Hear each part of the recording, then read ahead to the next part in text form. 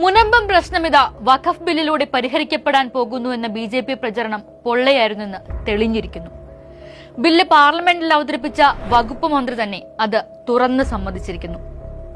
കേരളത്തിലെ ബി.ജെ.പി. നേതൃത്വം ആകെ മുനമ്പത്തുകാരോട് പറഞ്ഞത് അത്രയും കള്ളമായിരുന്നുവെന്ന് മുനമ്പത്തുകാരും ഇപ്പോൾ തിരിച്ചറിയുന്നു. പിന്നെ എന്തിനാണ് മുനമ്പത്തെ പാവപ്പെട്ട മനുഷ്യരെ കൊണ്ട് മോദിക്ക് നന്ദി പറയിപ്പിച്ചത്, മുദ്രാവാക്യം വിളിപ്പിച്ചത്, തെറ്റിദ്ധരിപ്പിച്ചത്? അതാണ് ബി.ജെ.പി. അങ്ങനെയൊക്കെയാണ് ബി.ജെ.പി. രാജ്യത്ത് പല നിയമങ്ങളും പാസാക്കിയെടുത്തത്. വഖഫ് ബില്ല് അതിന്റെ ഏറ്റവും ഒടുവിലത്തെ ഉദാഹരണം മാത്രമാണ്. നിയമത്തിന്റെ കുരുക്കുകളിലും സാങ്കേതികതകളിലും പെട്ട് സ്വന്തം വീടും സ്വത്തുക്കളും അനിശ്ചിതത്വത്തിലായിപ്പോയ കുറെ മനുഷ്യരെയാണ് ഇത്തവണ ബി.ജെ.പി.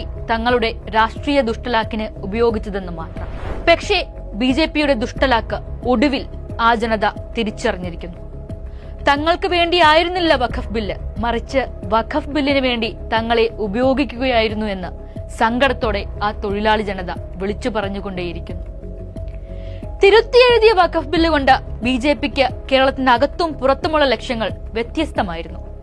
കേരളത്തിൽ അത് വർഗീയതയിലൂന്നിയ, എന്നും പയറ്റിത്തെളിഞ്ഞ വെറുപ്പിന്റെയും വിഭാഗീയതയുടെയും വഞ്ചനയുടെയും തെരഞ്ഞെടുപ്പ് ലാഭം മുന്നിൽ കണ്ടുള്ള വോട്ട് ബാങ്ക് രാഷ്ട്രീയമാണെങ്കിൽ കേരളത്തിന് പുറത്ത് കുറച്ചുകൂടി വിശാലമായ വിഭജന രാഷ്ട്രീയമാണ്. വഖഫ് സ്വത്ത് തട്ടിയെടുക്കാനുള്ള കുടിലതയാണ്.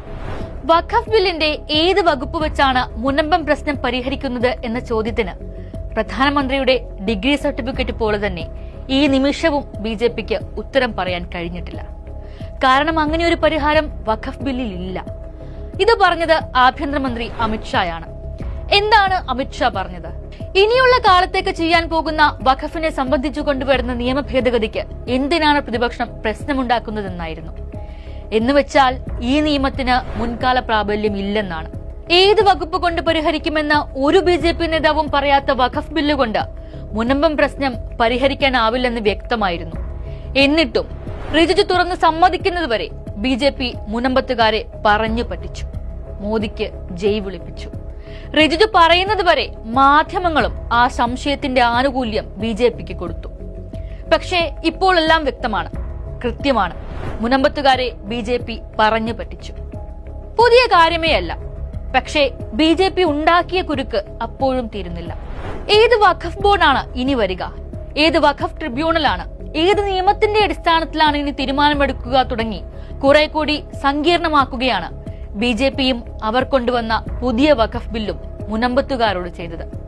അതായത് പരിഹാരമില്ലെന്ന് മാത്രമല്ല, പരിഹാരത്തിനുള്ള സാധ്യതയെ കൂടി സങ്കീർണമാക്കുന്നു. ഇതാണ് ബി.ജെ.പി. കാലങ്ങളായി ചെയ്തുകൊണ്ടിരിക്കുന്നത്. അത്യന്തം നിസ്സഹായരായ മനുഷ്യരെ പോലും ഒരു മനസാക്ഷി കുത്തുമില്ലാതെ തങ്ങളുടെ രാഷ്ട്രീയ നേട്ടത്തിന് ഉപയോഗിക്കുമെന്ന സംഘപരിവാറിന്റെ രാഷ്ട്രീയം കൂടിയാണ് മുനമ്പത്തിലൂടെ വെളിവായത്. പിന്നെ എങ്ങനെയാണ് മുനമ്പത്തെ സാധാരണക്കാരായ മത്സ്യത്തൊഴിലാളികളുടെ പ്രശ്നത്തിന് പരിഹാരം കാണാനാവുക എന്ന ചോദ്യം അപ്പോഴും ബാക്കിയുണ്ട്. അത് ചെയ്യേണ്ടത് സംസ്ഥാന സർക്കാരാണ്. മുനമ്പം നിവാസികൾക്ക് നിയമപരമായി ലഭിക്കേണ്ട പരിരക്ഷ ഉറപ്പുവരുത്താനാണ് ശ്രമിക്കുന്നതെന്ന് സർക്കാരും വ്യക്തമാക്കിയിട്ടുണ്ട്. മുനമ്പം ജനതയും ആ യാഥാർത്ഥ്യം തിരിച്ചറിഞ്ഞിട്ടുമുണ്ട്. അത് എത്രയും പെട്ടെന്ന് സാധ്യമാക്കി മുനമ്പത്തുകാരുടെ ആശങ്ക പരിഹരിക്കേണ്ടതാണ്. ഇല്ലെങ്കിൽ ഇരപിടിക്കാൻ അവർ വീണ്ടും വരും, മറ്റൊരു വേഷത്തിൽ. അതിന് കേരളം വലിയ വില കൊടുക്കേണ്ടി വരും.